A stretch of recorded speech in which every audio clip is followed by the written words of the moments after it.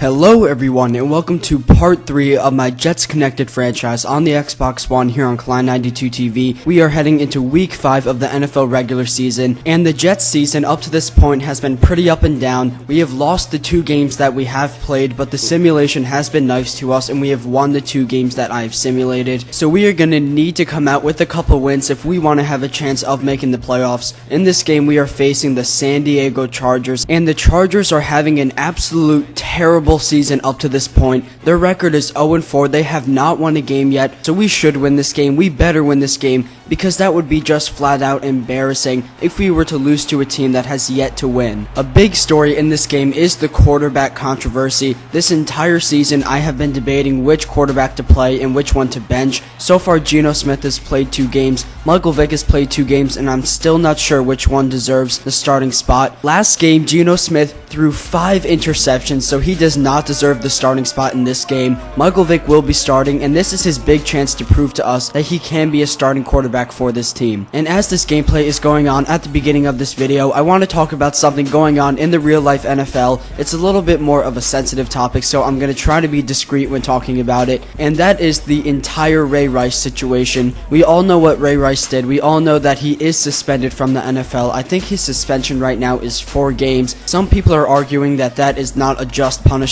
He is missing games, and he was dropped by the Baltimore Ravens. So even if he were suspended for less games, he still will not be playing for an NFL team. One thing that I do not want to talk about in this video is whether or not he should have had a longer suspension, because that is basically the NFL's decision. They're the ones that should judge the situation and make a decision based off the evidence that they have. What I do want to talk about in this video is whether or not Ray Rice's NFL career is done, and the reason why I want to discuss this is because many times in the past there have been really talented NFL players that make one decision and either their NFL career is done. An example of a player like that is Chad Ochocinco, or something happens where they are still a good player but they're not viewed in the same light, and I think Michael Vick is a good example of that. In my opinion, I feel like Ray Rice will make a return to the NFL. A couple years ago he was viewed as a top 5 running back in the entire league, and there are teams that are desperate for running backs. Teams like the San Diego Chargers that have Danny Woodhead and Ryan Matthews, but they don't really have a star running back, and they could use a guy like Ray Rice. I also feel like there are many organizations in the NFL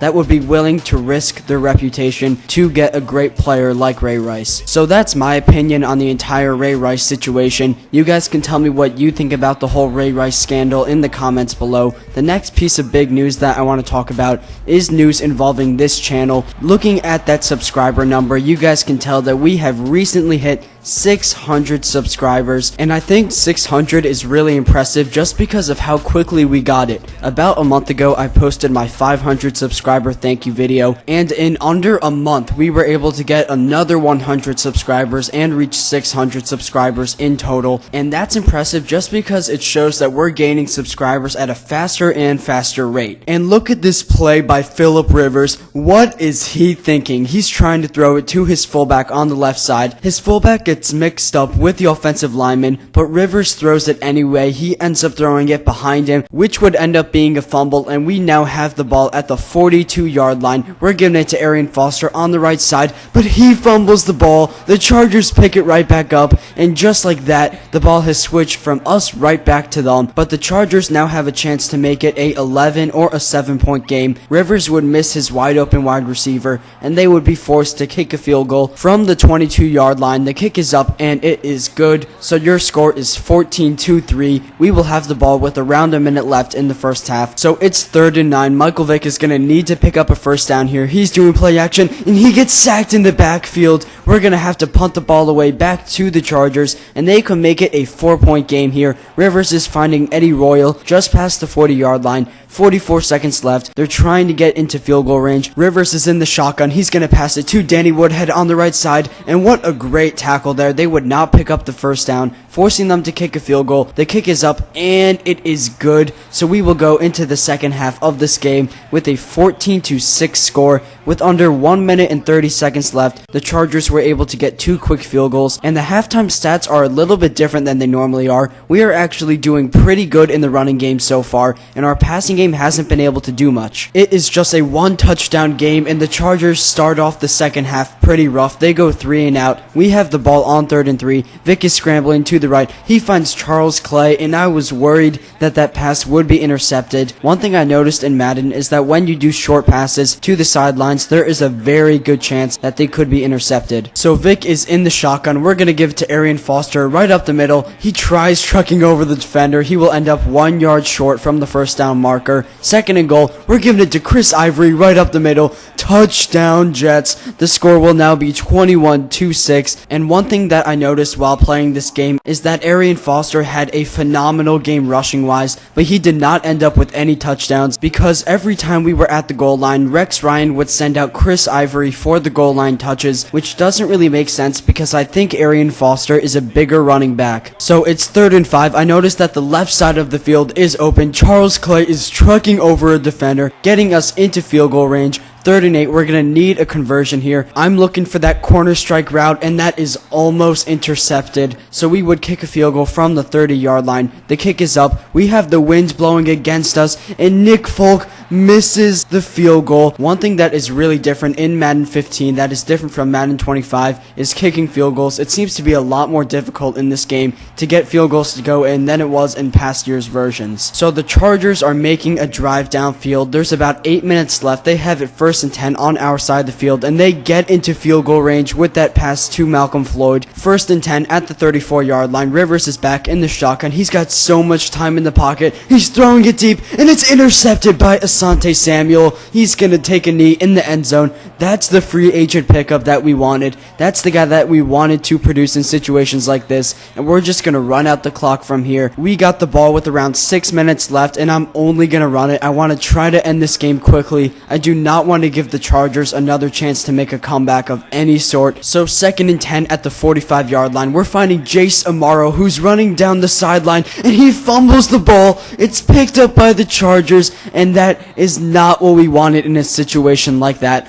Luckily for us, the booth would challenge this play, and you can tell that Amaro's right knee hits the field before he lets go of the ball, so we will barely get away with that fumble. We will continue our drive. 2nd and 5, Michael Vick is in the shotgun. He's looking to the right side to Arian Foster, and that was such a nice route. I made a hot route on that play. I purposely had Foster running to the right side with a wide receiver that could serve as a blocker, and look at Chris Ivory stealing another touchdown. I think he had 2 or 3 touchdowns in this game. It does not matter though. The score is 28-6, and it is looking good for the New York Jets. It's looking like we may be able to get our first win in this series. There's a little bit over 2 minutes left. Phillip Rivers is back, 1st and 10. He's going to pass it across the middle to Keenan Allen, who gets past the 50. He gets all the way to the 43-yard line. After the 2-minute warning, the Chargers are running a no-huddle offense, and for some reason, Rivers is still recovering from that bad fumble. He's making poor decisions. He's making short passes when he should be throwing it deep. He finds Danny Woodhead on that play for around a 5-yard gain. Now he's in the shotgun. He's passing it to the right side to Antonio Gates. It looks like he could get a touchdown, but he accidentally steps out of bounds. Rivers is back again. 1st and goal, out to Danny Woodhead on the right side. He's wide open in the corner of the end zone. That will make your score 12-28. We still have a substantial lead, and they're going to go for 2 here to make it a 14-point game. The Chargers are trying to pass in this situation. Rivers' pocket collapses, and he gets sacked on the 2-point conversion. The score will remain 12-28. This is to win the game. If we recover this onside kick, we're going to win. Stephen Hill recovers it, and he gets knocked down. That will end your game. The final score is 28-12, and I was very impressed with the way that the Jets played in this game. Our offense finally started to click in this game. Arian Foster was running the ball the way I know he could. He ended with over 150 yards rushing, and look at how consistent we were in this game. We had a touchdown every single quarter, and we did not let up a touchdown until the very last quarter. Here are your final game highlights. You can see that a lot of the touchdowns we scored in this game were rushing ones from around the 2 or 3 yard line. I think of our 4 touchdowns, one of them was passing, which is the one that is shown here. 2 of them were rushing ones by Chris Ivory, and one of them was the one by Michael Vick. And look at the little celebration he does after scoring. Your GMC Never Say Never moment of the game was Chris Ivory's last touchdown, and you guys know that we play every other game in this season, so I'm going to simulate the next game up against the Denver Broncos. The Broncos are one of the best teams in the NFL, but we came out of there with the win, and the main reason for that was because Peyton Manning was injured with a shoulder sprain. So I hope you guys are looking forward to the next episode of this series. I hope you guys had a fun time watching this video. Be sure to have a great day. God bless you guys. Bye.